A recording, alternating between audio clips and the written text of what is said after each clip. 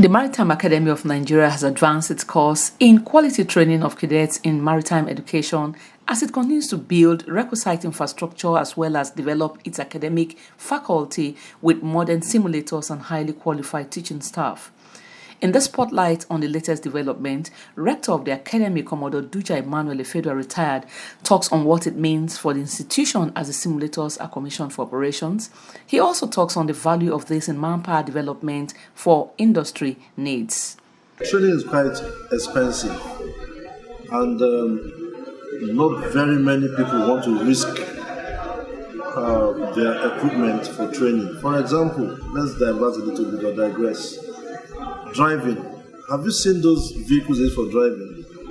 And that could put big letter L. Very, scruffy looking and everything, accidented, dented everywhere. It's because they know that learners will always, have some minor accidents. And for vessels, they're very huge investment. You can't risk that. So it's better for you to train on simulators where the cost of collision is zero.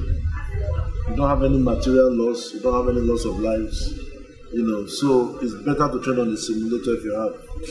And if you don't have a simulator, you've not experienced it, you go on board, they're very, wary. They wouldn't want to risk you. You have to be under apprenticeship for a very long time.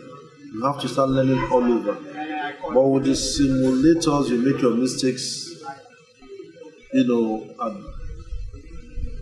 without zero damage, zero expenses, and you're already familiar, with the hands-on training. So when you go on board, bingo, you're on.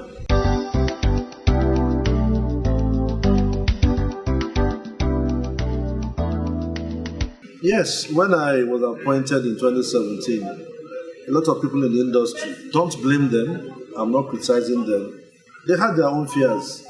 They did not accept his choice. And they felt it brought somebody from out of the box. But they all forgot one thing, that I was a naval officer of over 32 years experience. I've served on board. I've lived most of my adult life on board. Whatever they have on merchant ships is what they have on warships. The only difference is that we have guns, which they don't have, traditionally.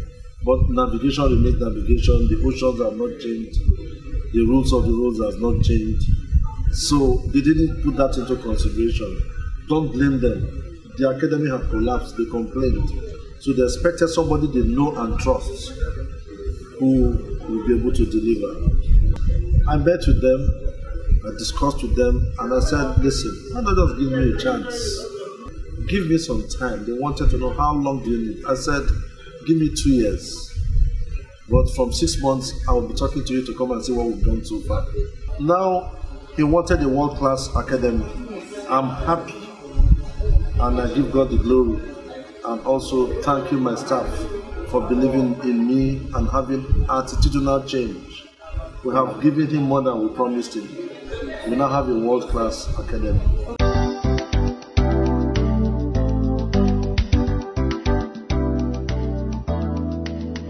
Yeah, you see, I'm very happy for them.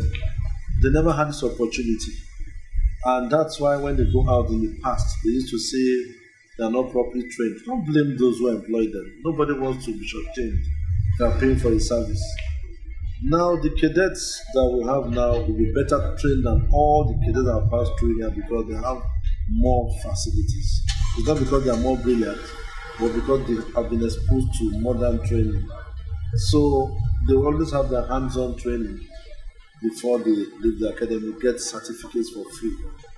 Like for solution awareness course, it costs about between $1,500 to $2,000 for 1 week in Asia and Europe. Now they'll get it for free as cadets here. But those coming from the industry, coming for such courses, they have to pay something, but something almost insignificant.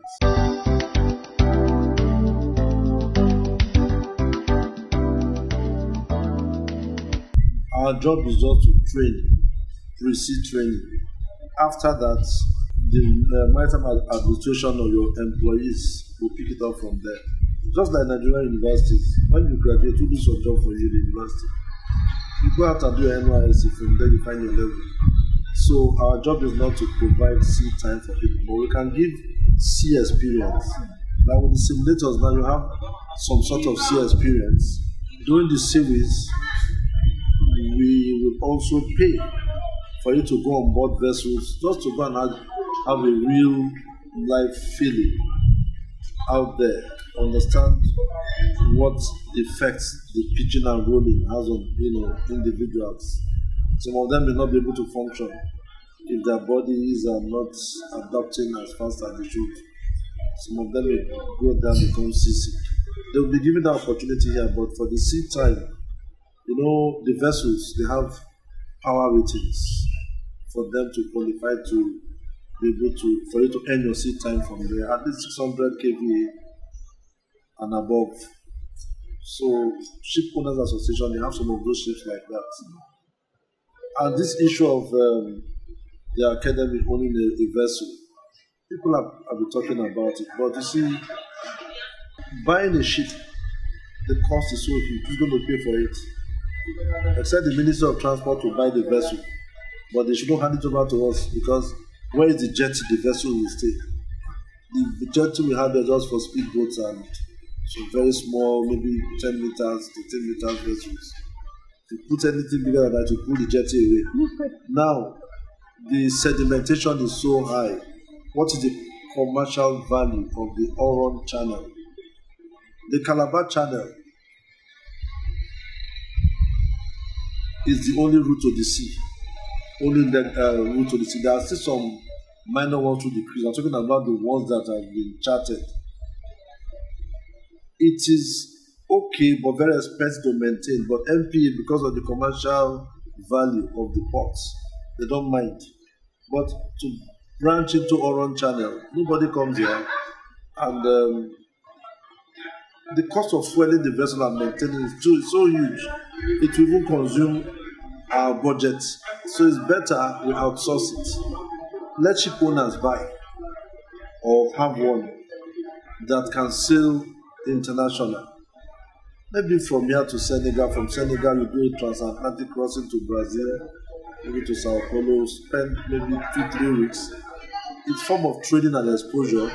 From there they move straight to maybe somewhere close to maybe Florida, but then from there do another transatlantic crossing to maybe somewhere in the UK, maybe Portsmouth, But by the time they come back, but the vessel will not be going like that, to be on trade, carrying goods from point A to point B.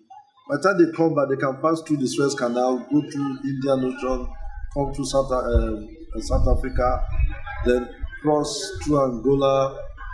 In between, be doing port calls. It's kind of exposure to international training. And by the time they come back, it might take them like 1 year plus, 2 years. By the time they return, and maybe somebody, by the time they return, they would have been okay. And the job is continuous. When they get employed, they continue getting the experience. But I don't think we should be the ones. We better pay for the services. Let them maintain their vessels. Or we shouldn't think of only one.